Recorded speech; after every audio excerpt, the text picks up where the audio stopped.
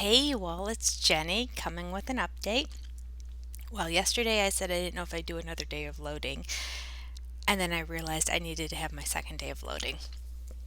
I needed to get psychologically prepared to dive into the HCG diet again.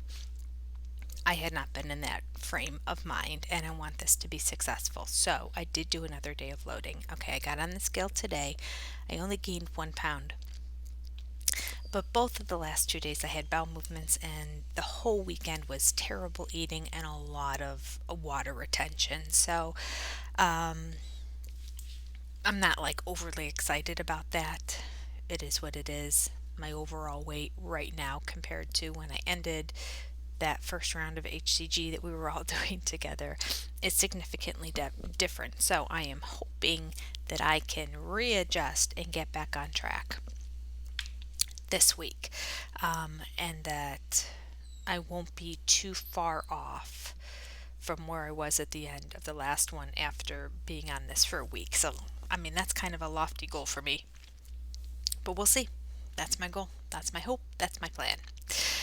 All right. So, I started talking about psychological reasons for overeating in yesterday's video.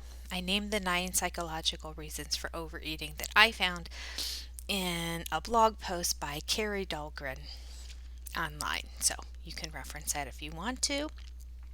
I don't know her. I just came upon this and I thought I would share it because I enjoyed it, but I definitely want to give her the credit for it. This is not my own information. As often in this channel, it's not. I try to find other information and share it with you. Usually I talk about Dr. Simeon's protocol and I read that to you, different sections from it. But today I thought, or not today, but the other day, I thought I would start looking into psychological reasons for overeating because it truly is an issue for me. I know what I'm supposed to do. I know I'm supposed to eat less. I know I'm supposed to move more. I know I'm supposed to eat healthy greens and avoid high caloric foods and a lot of carbs. And yet, I justify a lot of things in my brain. So, I thought I'd do a deep dive into the internet and see what I could find. I'm sure there's plenty more stuff, but when I came upon this, I thought, oh, this will be a good thing to share and a good thing to read myself. Okay. So we talked a little bit about the psychology of overeating yesterday and went over the 7 psychological reasons for overeating. Today we'll talk about the first one that she mentioned. The first one that she mentioned is 1. You're getting joy from food instead of life. It's called hedonic eating. Hedonic, obviously being a root form of hedonism. So it goes on to say this. If you took food completely out of your life, how much joy would be left over? If the world would look a bit empty, you might be a hedonic eater.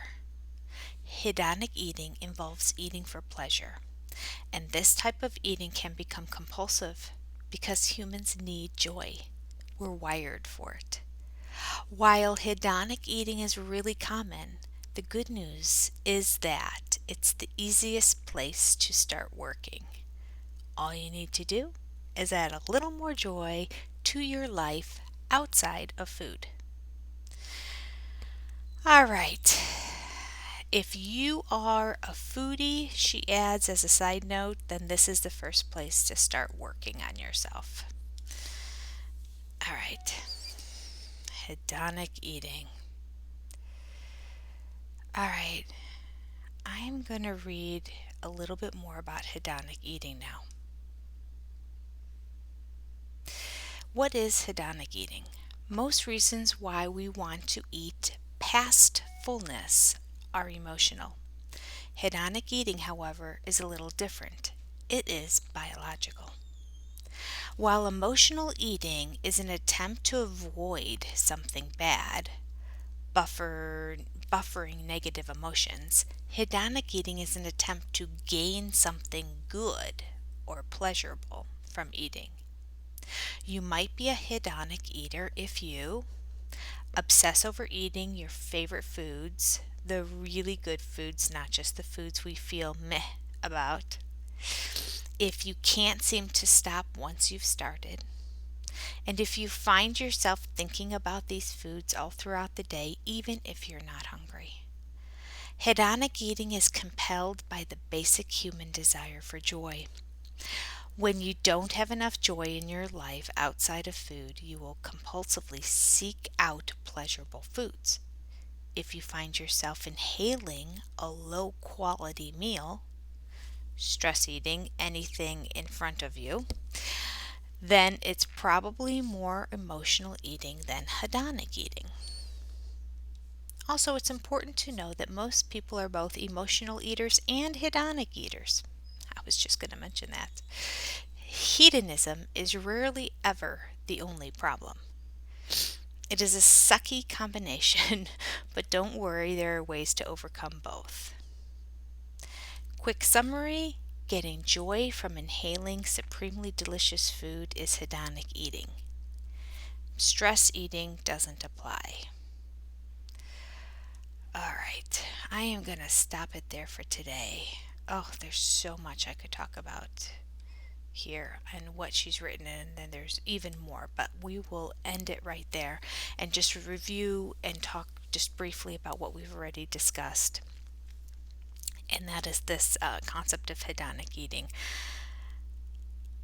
I'm really both, as she mentioned, is very possible. I'm an emotional eater and I'm a hedonic eater.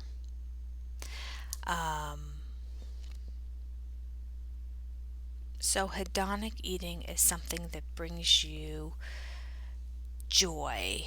And I find when things aren't going well, that food is something that brings me joy. So, that would fall under the category of hedonic eating. Emotional eating is to avoid something bad. Occasionally I do this. There's a lot going on and I just want to shut off my life, and I will sit and watch some guilty pleasure television show and eat a half a bag of Skinny Pop cheddar flavored popcorn. Probably 10 servings worth. So that's avoiding some of the stress and things that I need to be doing for my job at the given time, but I'm just not feeling like doing it.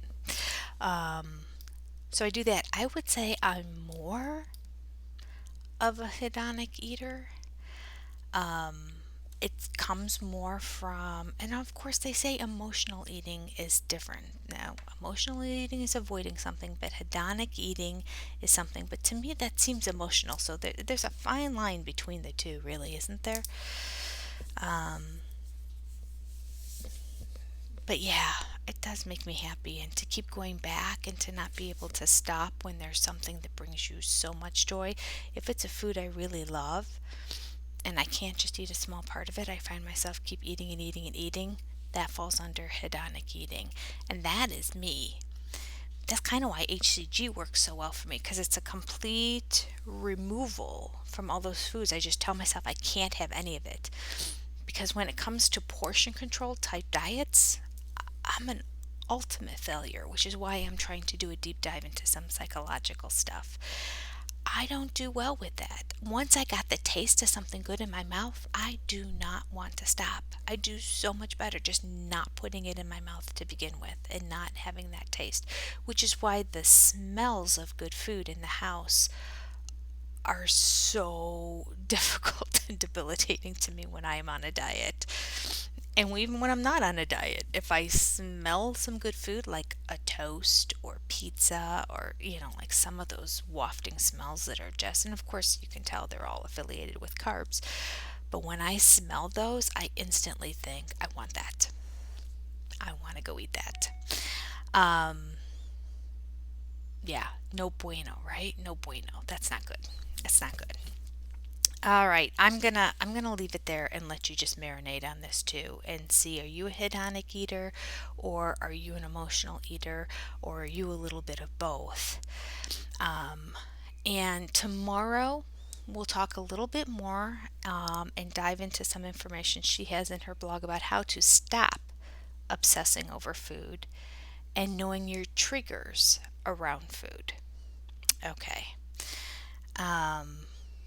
Oh, I don't think we'll have time to go over all of this, but there's also a little bit, not a lot, maybe we can also cover an exercise in joy and regaining self control around food. So it'd be great if we could touch on all four of those topics tomorrow. So we'll see.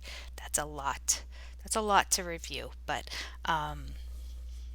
yeah, I think she did a nice job with this article, and it helps me, even if it doesn't answer all my questions, it helps me start to think about what I'm doing when I'm eating the foods and thinking about my life and thinking about how to remove stressors or thinking about how to increase my joy in other ways that aren't food related. Um, yeah, I think that's good information for all of us, isn't it? All right. Well, if you're doing the HCG diet and you're just getting ready to start again, or even if you're continuing, I will go along with you.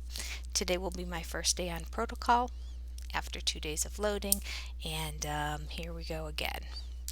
Expect to lose all the weight that I gained in the month when I kind of was off the protocol and had a plethora of food related activities and opportunities that made it very difficult for me to remain, well, to make it impossible to do HCG in terms of P2, and made it very difficult to remain loyal to what you're supposed to eat on P3.